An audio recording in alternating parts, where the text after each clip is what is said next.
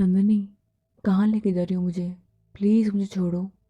Nandini, please जाने दो मुझे, प्लीज़। रक्षा, मैंने कहा ना, मैं उन लोगों को नहीं छोड़ूंगी। और तुम फिक्र मत करो, तुम्हें परेशान होने की ज़रूरत नहीं। मैंने कहा ना, मैं आज उन्हें नहीं छोड़ने वाली। उनकी हिम्मत कैसे हुई? मैं उन्हें बिल्कुल नहीं छोड़ूंगी। ऐसा बोलते हुए नंदिनी कैंटीन की तरफ रक्षा का हाथ पकड़ के उसे लेके जा रही थी। तभी रक्षा बहुत तेज़ी से अपना हाथ पीछे खींचती है। नंदिनी एक बार को रुक जाती है और वो पीछे मुड़ के देखती है तो रक्षा अपने हाथों की तरफ देख रही थी। तो नंदिनी का ध्यान उसके हाथ की तरफ जाता है। वहाँ पे हल्का सा निशान पड़ चुका था। रक्षा नंदिनी की तरफ देखती है और वो बोलती है, मुझे कुछ नहीं करना, मुझे किसी से कोई बदला नहीं लेना, मुझे कुछ नहीं करना। ऐसे बोलते हुए रक्षा वापस अपने क्लासरूम की तरफ चली जाती है। वहाँ जाती है, अपनी बुक्स को अपने बैग में रखती है और बैग बंद करके अपने बैग को अपने कंधे पर डाल करके जा रही होती है। नंदिनी वहाँ खड़ी होती है। उसे अब रियलाइज़ होता है कि शायद उसने थोड़ा तेज़ी से रक्षा का हाथ पकड़ लिया था। वो जानती थी कि उसके अंदर कुछ ज़्यादा पावर है और शायद गुस्से में उसका ध्यान नहीं गया और उसने रक्षा का हाथ थोड़ा तेज़ी से पकड़ लिया, जैसे कि रक्षा के हाथ पर निशान पड़ गया था और शायद उसने भी अनजाने में रक्षा को पेन दे दिया था।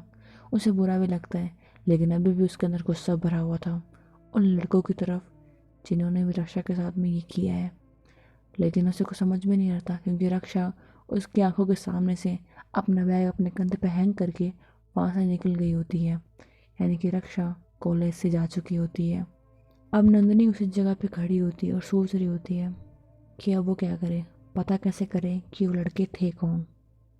तभी नंदिनी के फ्रेंड्स वहाँ पे आते हैं और उनमें से माधव बोलता है, क्या हुआ?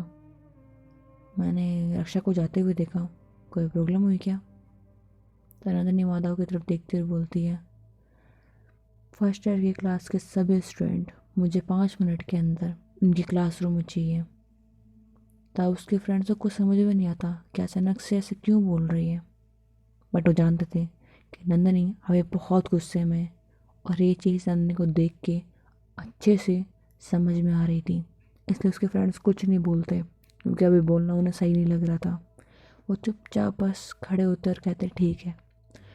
लगभग सिर्फ 5 मिनट के अंदर अंदर उस क्लासरूम में हर एक स्टूडेंट आ चुका होता है। सब लोग अपनी जगह पर बैठ चुके होते हैं और सभी लोग थोड़ा बहुत डरे हुए होते हैं, इवन वो लड़के भी। उन्हें समझ में नहीं आ रहा होता कि अचानक से हमारे सीनियर ने हमें यहाँ क्यों बुलाया है। और वो लड़के थोड़ा ज़्यादा डरे हुए थे कि कहीं रक्षा के चक्कर में तो नहीं, बट नहीं, उसके चक्कर में क्यों बुलाएंगे। No, we are thinking much. ऐसा सोच करके वो वहाँ बैठे थे। थोड़ी देर बाद नंदिनी अंदर आती है, उसके फ्रेंड्स आते हैं, वो लोग डोर को बंद कर देते हैं। नंदिनी जाती है उस क्लासरूम की जो डेस्क रखी होती है जहाँ टीचर खड़े होते हैं वहाँ जा कर के बैठ जाती है और बहुत आराम से पेशेंटली बिना गुस्सा करे कहती होती है, वो लड़की थी ना मास्क गर्ल रक्षा, उसे किसी ने आज तंग किया है, किसी ने उसके बाल काटे हैं, थोड़ा शायद बदतमीजी भी की है। अब वो है कौन, क्या मुझे कोई बताएगा? वो बहुत कामली सब कुछ बोल रही होती है। जो वहाँ सब लोग बैठे होते हैं पहले शौक होता है कि किसी ने रक्षा के साथ में ऐसा किया है और नंदन इसके बारे में क्यों पूछ रही है, वो तो खुद से कल तंग कर रही थी। वो सब लोग थोड़ा शौक होते हैं, कुछ समझ नहीं पा रहे होते हैं। तब नंदनी बोलती, अरे अरे, डरने की ज़रूरत नहीं है, तुम लोगों तो पता ही है आई डोंट लाइक हर, बस प्रिंसिपल सर की वजह से थोड़ा बहुत ध्यान रखना पड़ता है। एंड यू नो ना, पता नहीं क्या प्रॉब्लम उसकी, बट इट्स ओके। जिसने भी उसे तंग किया है मैं तो सोच रही थी अपने ग्रुप में शामिल कर लूँ। अब ठीक है, नहीं बताना तो। इतने में ही फर्स्ट ईयर के क्लासरूम में से एक लड़का पीछे से खड़ा होता है जिसने शायद रक्षा को तंग किया भी नहीं था और वो बोलता है, मैम मैंने किया था। वैसा बोल करके सामने आ रहा होता है और बोलता है, हाँ मैंने किया था। ऐसा बोल करके आता है तो नंदनी उससे कंधे पे हाथ रखते हुए बोलती है, वेरी गुड, तुम्हारे जैसे लोग चाहिए हमें बस, जो हमारा साथ थे। ऐसा बोल के उसे प्रेस कर रही होती है। तभी वो 4 लड़के खड़े होकर बोलते हैं, ये झूठ बोल रहा है, वो सब तो हमने किया था।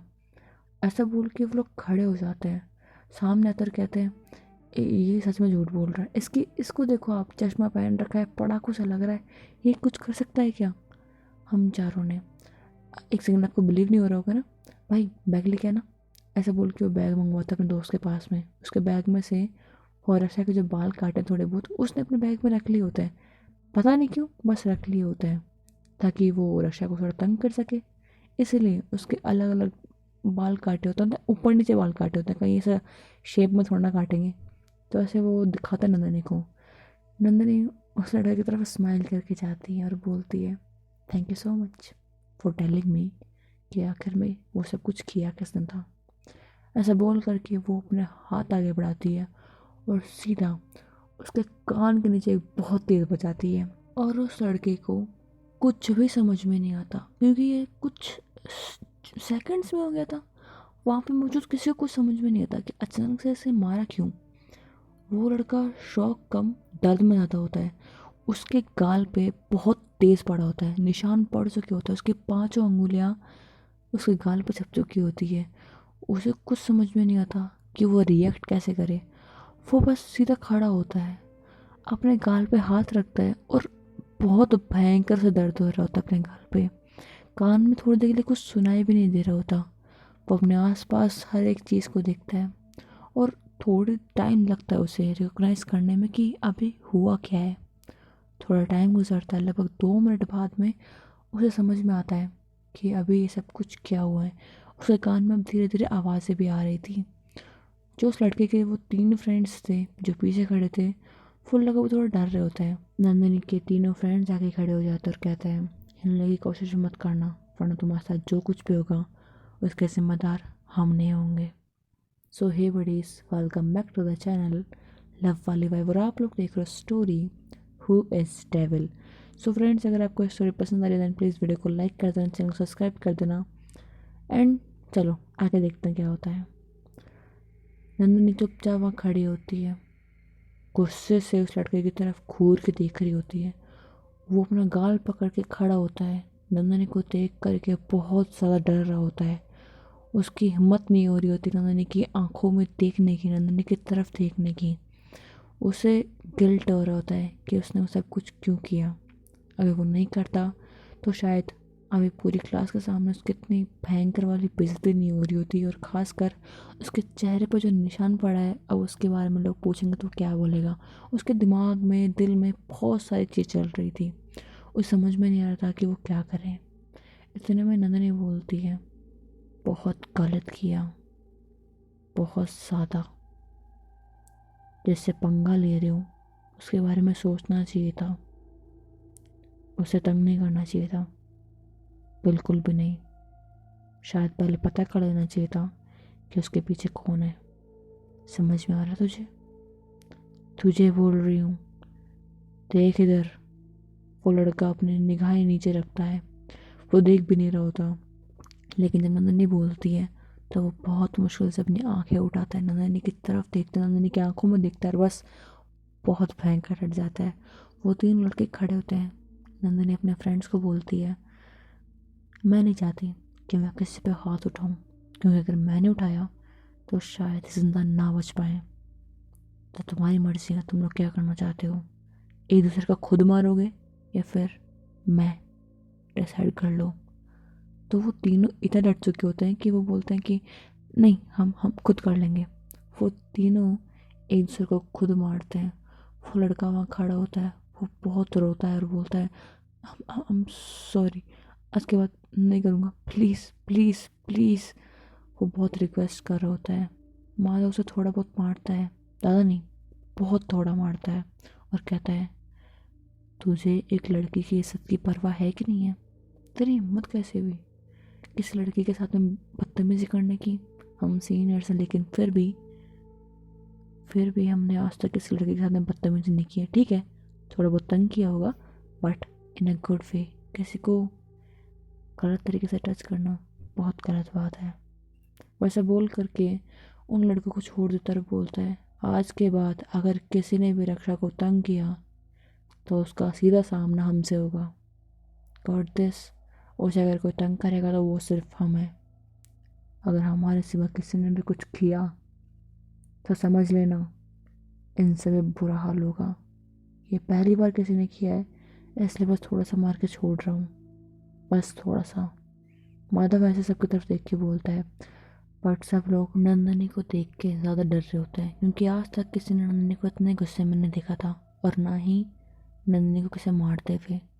उसके फ्रेंड के साथ में वो भी होती तब किसी पे उसने आज तक हाथ नहीं उठाया था, लेकिन पहली बार जब हाथ उठाया तब उन्होंने देख लिया कि नतीजा क्या हो सकता है। सब लोग डर चुके होते हैं, इवन वो लड़कियां भी जो कि रक्षा को तंग कर रही थी। अब वो समझ चुकी होती हैं कि वो रक्षा को तंग नहीं कर सकती, वरना सीधा सामना इनसे होगा, सीनियर से। इसलिए वो भी चुपचाप वहीं बैठ जाती हैं, और अब पूरे कॉलेज में धीरे धीरे ये बात फैल जाती है। अब उसे कोई तंग नहीं करने वाला होता, बट सब नहीं। एक और सीन का ग्रुप होता है, जैसे कि नंदिनी के ग्रुप का पंगा होता है, तो नंदिनी का ग्रुप कुछ मना करे और उसकी ये बात सिंपल तरीके से वो मान ले, तो इतना आसान तो नहीं होगा। हाँ, उन्होंने मान लिया था कि ठीक है, कोई लड़की आई है, प्रिंसिपल सर ने बोला है मास्क नहीं उतारना है, नहीं उतारेंगे, क्योंकि प्रिंसिपल सर तक बात पहुंच सकती है, और प्रिंसिपल सर ने बोला था, मतलब ऊपर से उनके पास ऑर्डर आए होंगे, तो पंगा डायरेक्ट किसी से लेना नहीं चाह रहे थे, इसलिए वो बात मान गए थे। लेकिन तंग नहीं करना नंदिनी के ग्रुप ने बोला है, तो वो कैसे नहीं करेंगे। रक्षा कहाँ थी किसी को नहीं पता था। नंदिनी परेशान थी कि वो गई कहाँ पे। उसके पास रक्षा का नंबर था, ना ही कोई कांटेक्ट करने का तरीका था। वो सोशल मीडिया पे उसे ढूंढती है, लेकिन नंदिनी उसे नहीं मिलती है।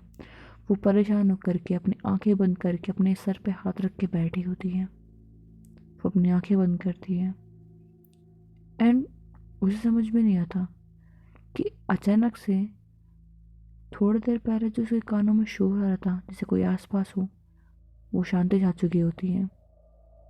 वो ऑरा बहुत बुरा था, बहुत नेगेटिव था। वो अपनी आंखें बंद करके जैसे फिर से कहीं खो चुकी होती है। अब नंदिनी खुद को देखती है कि वो फिर से एक अजीब जगह पे है, लेकिन इस बार ये जगह पूरी तरीके से वाइट थी। पिछली बार उसने एक जगह देखी थी जो हल्की सी पिंकिश रेडिश और कुछ ब्लैक में थी, लेकिन इस बार पूरी वाइट में थी, पूरी। वो बहुत दूर तक देख रही थी तो हर जगह वाइट थी, कोई सड़क नहीं थी, कोई पेड़ नहीं था, कुछ भी नहीं था वहाँ पे, बट सारी जगह प्योर वाइट थी। वो आगे बढ़ती है, वो धीरे धीरे चलती है, चलते चलते चलते वो परेशान होने लगती है। वो अजीब सा डर उसके अंदर बैठता है। वो भागने लगती है, दौड़ने लगती है। वहाँ वो बहुत दौड़ रही होती है, कभी लेफ्ट में कभी राइट में, लेकिन जहाँ जाए उसे कुछ नहीं मिलता। वो बहुत ज़्यादा परेशान हो चुकी होती है। उसे समझ में नहीं आ रहा होता कि वो अब इस जगह से कैसे निकले। तभी काव्य नंदिनी के पास में आती है और बोलती है, ओए क्या हुआ तुझे, तू ठीक है? तब जाके नंदिनी की आंखें खुलती हैं और वो फिर से एक डीप ब्रेथ लेती है।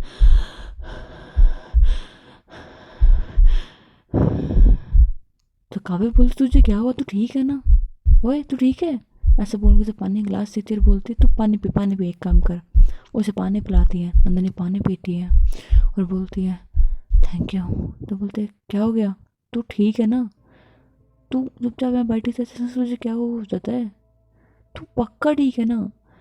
डॉक्टर के चलना है, पक्का कोई दिक्कत नहीं है? तो बोलती, नहीं बाबा ठीक हूँ, तो चुप हो जा बस अब।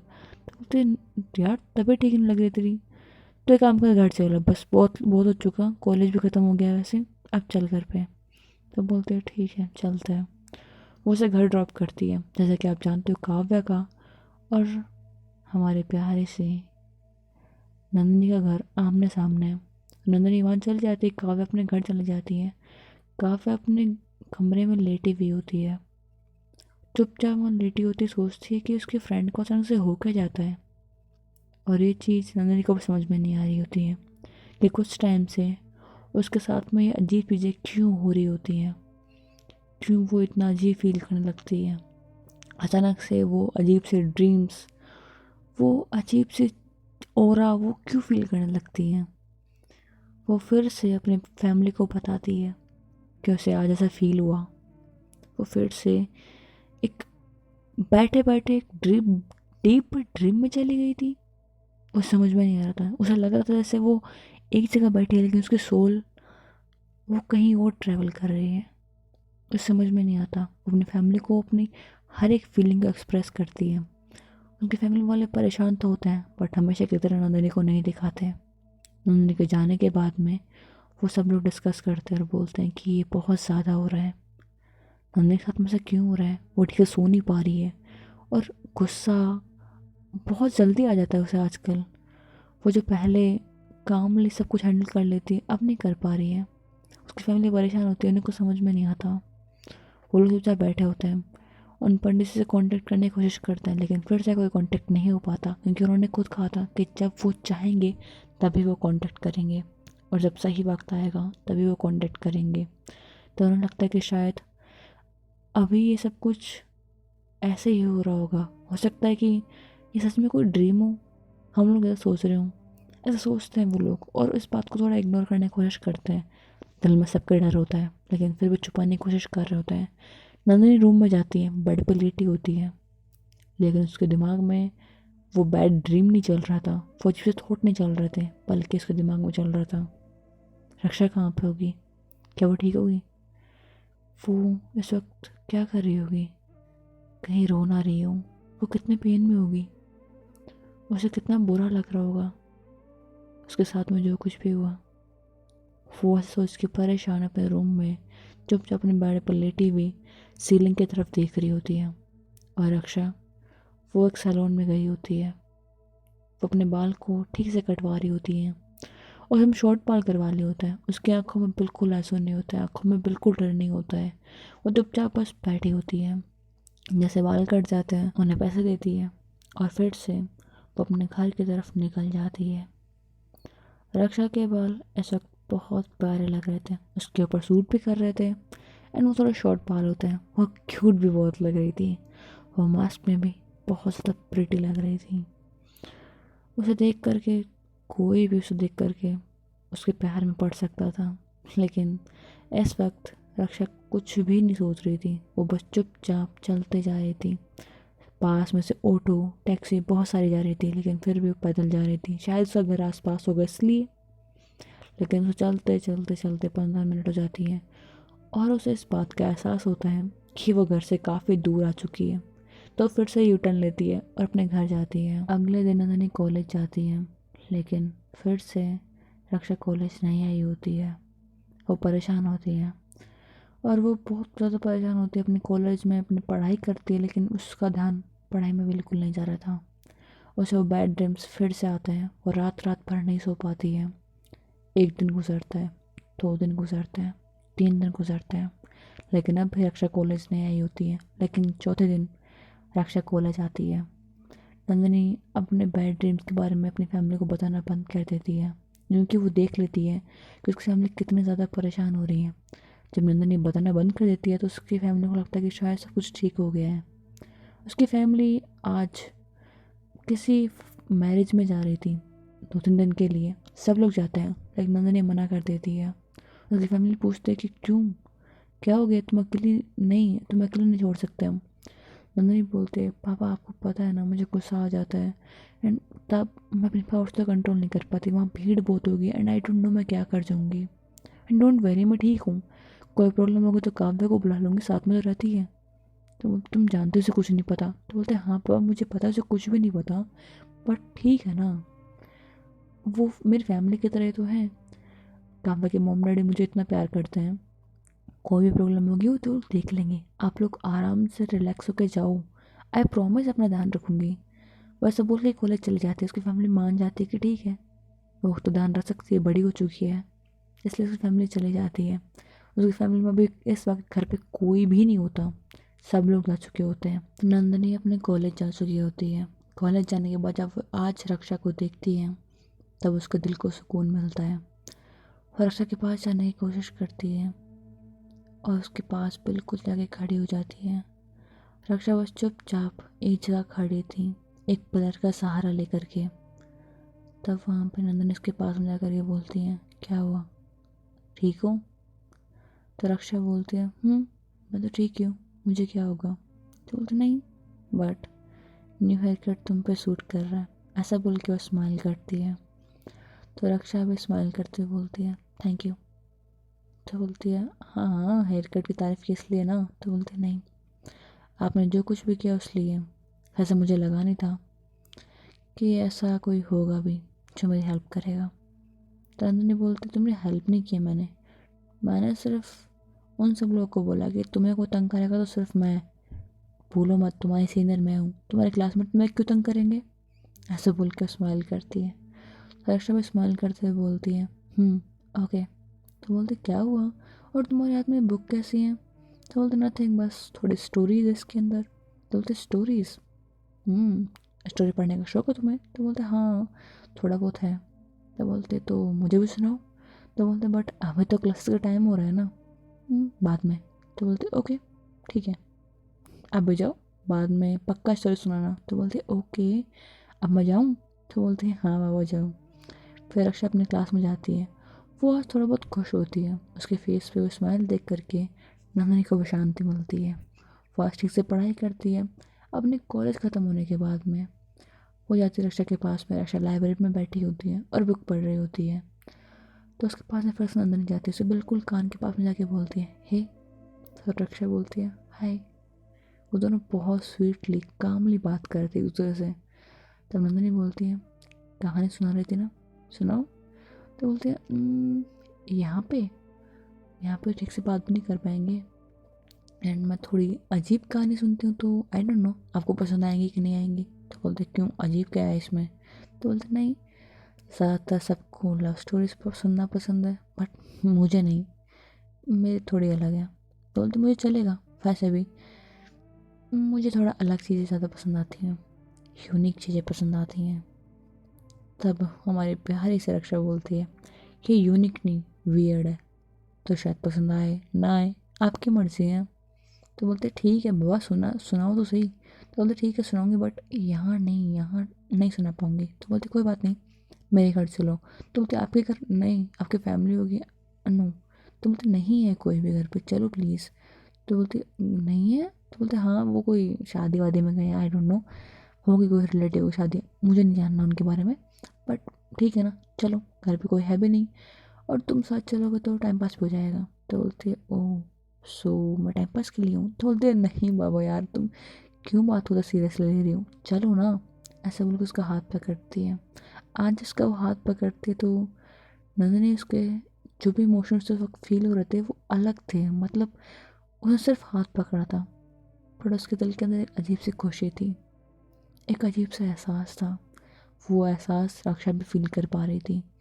रक्षा भी स्माइल करते हुए बोलती है कहानी बड़ी होंगी और थोड़ी डरावनी भी। तो बोलते अच्छा, मुझे कोई नहीं डरा सकता, सो डोंट वरी, चलो। तो बोलते ठीक है चलते हैं। वो दोनों हाथ पकड़ते हैं और फिर वो जा कर के नंदनी की गाड़ी में बैठ जाता है। नंदनी अपनी कार को लेकर के अपने घर चले जाती है। काव्या से कॉल करते कि तू कहाँ गई? तो बोलते घर आ गई हूँ, क्यों कोई प्रॉब्लम है? तो बोलते नहीं, बस कहीं बाहर जा रहे थे हम लोग, तू चलेगी? तो बोलते नहीं, मैं घर पे ठीक हूँ। तो बोलते ओके। रक्षा बोलती है क्या हुआ? तो बोलते नहीं कुछ नहीं, चलो ऊपर। ऐसा बोल के अपने रूम में लेके जाते हैं, उसे बिठाती और बोलती है रक्षा कुछ खाओगी? तो बोलते हैं ठीक है। तो बोलते पक्का? तो बोलते हाँ। तो ऐसे बोल के जाती है नंदिनी और बोलती है अब खाना खाएगी तो मास्क तो उतारेगी, तब उसका चेहरा देखने को मिलेगा। पता नहीं लड़के चेहरे को छुपा के रखती है, आंखें तो बड़ी प्यारी हैं इसकी, जब स्माइल करती है तब तो और ही प्यारी लगती है। बट एक बार इसकी स्माइल देख तो लूँ, मास्क के ऐसे प्यारी लगती है तो मास्क जब उतारेगी तो कितनी प्यारी लगेगी, आई डोंट नो। और मैं क्यों सोच रही हूँ इस बारे में, खैर मुझे खाना बनाने दो। वैसे बोल के वो नूडल्स बनाती हैं और बना करके ऊपर लेके जाती है। बहुत टाइम हो चुका था होने को, तो शाम हो चुकी होती है। वो ऊपर जाती हैं, रक्षा को खाना देती है। रक्षा अपने नोट्स खोल करके बैठी थी, नोट्स को कंप्लीट कर रही थी। तो नंदिनी बोलती है तुम यहाँ पे अपन नोट्स कंप्लीट करने आई हो, मुझे खाना सुनाने आई हो? तो बोलते आप बिजी हो गए थे ना खाना बनाने में, तो मैं सोचा ये काम कर लूँ। तो बोलते ओके, सो अभी पहले खाना खा लूँ। तो बोलती है ओके बट तो बोलते क्या हुआ? तो बोलते कुछ नहीं। ऐसा बोल के रक्षा खाना लेती है, वो अपोजिट साइड फेस कर लेती है, फिर अपना मास्क हल्का सा उतारती है और कहती है रहने दो ऐसा बोल के वापस मास्क लगा लेती है। उसने बस हल्का सा हटाया ही था, वो फिर लगा लेती है, बोलते रहने दो। तो बोलते क्या हुआ? तो बोलते नहीं कुछ नहीं। तो बोलता अच्छा बाबा ठीक है, मैं रूम से बाहर जा रही हूँ, आराम से खा लो, तब मैं अंदर आ जाऊँगी, ठीक है? डोंट वेरी, मैं तुम्हारा कंफर्ट जोन ख़राब नहीं करने वाली हूँ। ऐसे बोल के स्माइल करके बाहर चली जाती है।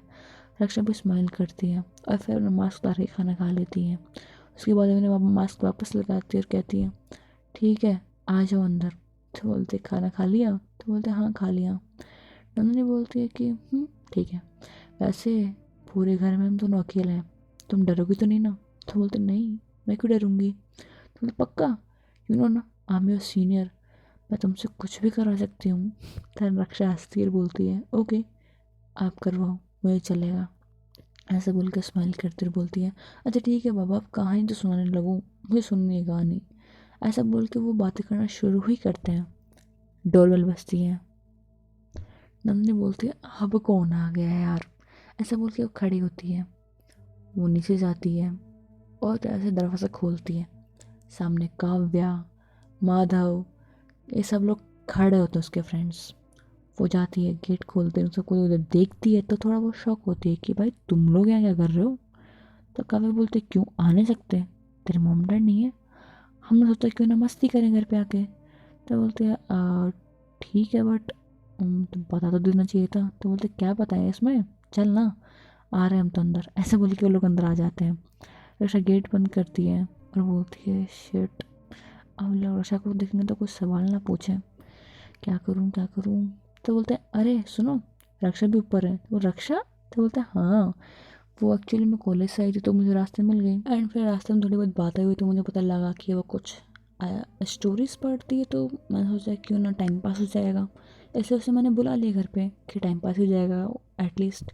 तो बोलता है स्टोरीज और तू और अक्षय तेरे घर पे कुछ वियर्ड नहीं लग रहा? तो बोलते यार वियर्ड तो उसकी स्टोरीज हैं, वो खुद बोल रही थी। तो बोलते अच्छा ठीक है, तो फिर हम लोग भी सुनते हैं, चल आ जाओ।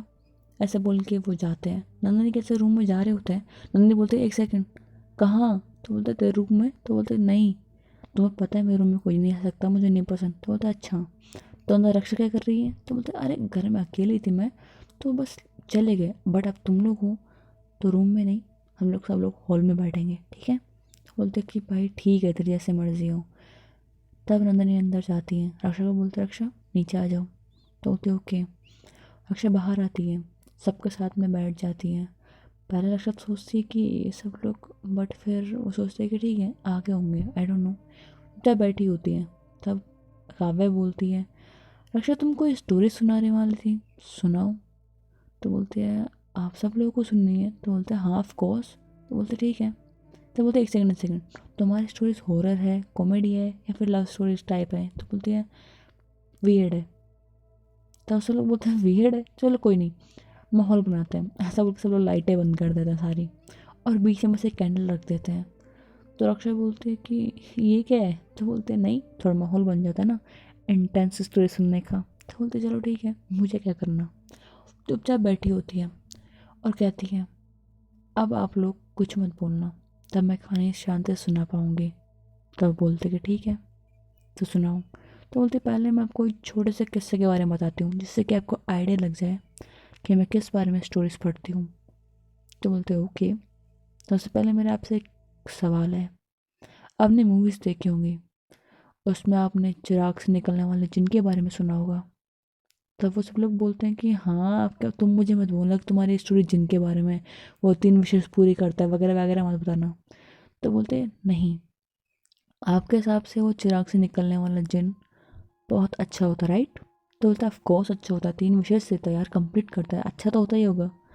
काव्य बोलती है मैं तो उससे बस एक बात मांगू कि भाई बस कंफर्ट वाले ज़िंदगी दें, चिल करके अपनी ज़िंदगी निकालो सोते हुए। तब उसके फ्रेंड्स बोलते हैं तुझे और कुछ नहीं सोचता क्या, कितनी आलसी है तू? तो बोलता है तुम लोग चुप रहो रे यार। हाँ हाँ तुम क्या बता रही थी नंदनी, वो क्या रक्षा, सॉरी रक्षा बताओ। तो बोलता है मैं सिर्फ इतना बोल रही थी कि जिन कोई अच्छे नहीं होते हैं। तो बोलता है मतलब चिराग वाला जिन तो मस्त होता है ना, 3 विशेष पूरी करता है। तो बोलता है नहीं, अगर आपकी यही इच्छा है कि पहली इच्छा है आपकी कि आप चाहते हो कि आप कंफर्टेबल लाइफ जियो, तो ये इच्छा आपकी वो पूरी कर देगा, डेफिनेटली पूरी कर देगा। बट ध्यान रखना कि वो आपसे आपका बहुत कुछ छीन भी लेगा। तो वो सब लोग थोड़ा शॉक होते हैं, बोलते हैं कि क्या मतलब? तो बोलते हैं रुको समझाती हूँ। अगर आपने उससे कुछ मांगा, आपकी विश ऑफकोर्स पूरी करेगा, पर हो सके उसके बदले आपकी हेल्थ ले ले। मतलब आपकी हेल्थ इतनी ख़राब हो जाएगी कि आप कितने भी पैसे लगा लो, कितने भी, आप कभी ठीक नहीं हो पाओगे। आपके हर एक बॉडी में पेन होता रहेगा। हो सकता है कि आपको तकलीफ़ हो जाए, आप खाना खाओ और आप खाना ना भी खा पाओ। मतलब बहुत बुरी वाली प्रॉब्लम कर सकता है वो आपको अलग अलग तरह की बीमारी दे सकता है। हो सकता है कि आपका हार्ट फेल कर दे, हो सकता है आपकी जान भी ले ले। वो एक विश के अंदर ही वो आपके फैमिली वालों को आपसे छीन ले, उनकी जान लेकर के। वो कुछ भी कर सकता है, वो सिर्फ एक विश की पूरी करते हुए। क्योंकि ये कोई, जब भी हम देखते हैं कि हम कोई शॉर्टकट वे यूज़ करते हैं तो प्रॉब्लम्स तो आती है ना। और आप तो एक नेगेटिव एनर्जी से कोई विश मांग रहे हो, तो वो ऑफकोर्स आपसे भी आपका कुछ लेके ही जाएगी। और अगर आपने 3 विशेष उससे मांग ली तो आप शायद जिंदा भी ना बच पाओ। वो 3 विशेष पूरी ज़रूर होंगी, लेकिन कुछ दिनों में आपकी मौत भी 101% हो जाएगी। और मौत नॉर्मल मौत नहीं होगी, आप तड़प तड़प के मरोगे। शायद मरो नहीं तो ज़िंदगी भर तड़पोगे, इतनी बुरी आपकी हालत हो जाएगी। तब वहाँ सब लोग बैठे बैठे वो सुनते हैं उस बात को, इन सबका दिमाग फट जाता है। लाइक वो लोग बोलते हैं कि तुम ऐसी कहानियाँ पढ़ती हो? तो बोलती है राइट, मैं ऐसी कहानियाँ पढ़ती हूँ। तो काव्य बोलती है हाँ, तो ये तो होने को तो कहानी है ना, इससे ये थोड़ी साबित होता है कि सच में ऐसा कुछ होता है। तब रक्षा बहुत इंटेंस लुक से उसे देखती है और कहती है, ये आपको क्या सिर्फ कहानी लग रही है? क्या मेरी बात में फैक्ट्स नहीं है? सोच लो, वो अनफैक्ट इलॉजिकल मूवीज़ क्या आपको रियल लगती है? एंड यहाँ पे सब कुछ फैक्ट्स से बताया जा रहा है। ऑफकोर्स वो एक नेगेटिव एनर्जी है। आपको बिलीव नहीं है क्या? शायद आप कभी किसी गांव में नहीं गए हो, वहाँ पे शायद आप जाओगे और जिनके बारे में पूछोगे तो आपको सब लोग नेगेटिव एनर्जी ही उसे बताएंगे। वो कोई अच्छी विल पावर नहीं होती, या फिर गुड एनर्जी नहीं होती जिससे आप कोई अच्छी चीज़ देगा। वो कोई भी शॉर्टकट आपकी लाइफ में अच्छा नहीं होता, ये बात समझ लो। एंड फिर भी आपको अगर ये फेक लग रहा है, सो इट्स योर चॉइस, मैं इसमें कुछ नहीं कर सकती। तो बोलते ओके ओके ओके नंदनी, तू उसे पूछ अब कुछ। तो बोलते मैं क्या पूछूं, मुझे तो सही लगे इसके बाद। आई, और सही ना भी हो तो क्या दिक्कत है, इंटरेस्टिंग तो थी। अच्छा ठीक है, रक्षा, क्या तुम एक टॉपिक के बारे में कहानी सुनाओगी? मुझे जानना है इस बारे में। तो रक्षा बोलती है किस बारे में? अगर मेरे पास में होगी तो मैं ऑफकोर्स बताऊंगी। तो बोलते हैं क्या तुम डेवल्स के बारे में कुछ बताओगी? आई मीन डेवल्स और एंजल की कहानी दादी नानी तो मैं सुनाती रहती हैं, बट अलग कहानी, लाइक कुछ अलग। तो नंदिनी हंसती है, सॉरी रक्षा हंसती है और कहती है वेट अ मिनट, डेवल्स बोला समझ में आया, बट एंजल कब से होने लग गई? तब वो बोलती है मतलब? तो रक्षा हंसती और बोलती है नहीं समझ पाओगे, डेवल्स की पूरी एक हिस्ट्री है, पूरी की पूरी। और जो हमें एंजल्स के बारे में बताया जाता है वो कोई एंजल नहीं है, ये भी पूरी एक अलग कहानी है। हमें बस सुनाने के लिए एक अच्छी कहानी सुनाई जाती है कि एंजल्स आती है हमें बचाती हैं, डेविल से बचाती हैं। ये कुछ नॉर्मल सी कहानी है जो अलग अलग सुनाई जाती है हमें, बट ये ट्रू नहीं है। ये बस बच्चों को खुश करने के लिए बनाई जाती है। बट अब आप लोग बड़े हो चुके हो, मैच्योर हो चुके हो, डेविल्स और एंजल्स के बारे में अब भी जानना है तो सुनो डेविल्स की कहानी, डेविल्स की पूरी हिस्ट्री, डेविल्स की पूरी दुनिया। उसके बारे में अगर मैं छोटा सा पार्ट बताऊं तो शायद आप डर जाओगे, मैं भी शायद सुन भी नहीं पाओगे। वो ऐसे बोलती है और उसकी बातों से ही सब लोग इंटरेस्ट लेने लगते हैं उस बात में और कहते हैं तो ठीक है बताओ मैं। सो हे बडीज, होप सो कि आपको स्टोरी पसंद आई हो। नेक्स्ट पार्ट हम लोग देखेंगे कि रक्षा की कहानी, रक्षा जो अपनी कहानी बताती है डेवल्स के बारे में, एंजल्स के बारे में। अगर आपको ये स्टोरी का पार्ट पसंद आया है देन प्लीज़ वीडियो को लाइक कर देना एंड चैनल को सब्सक्राइब कर देना। Thanks for watching. Bye bye buddies.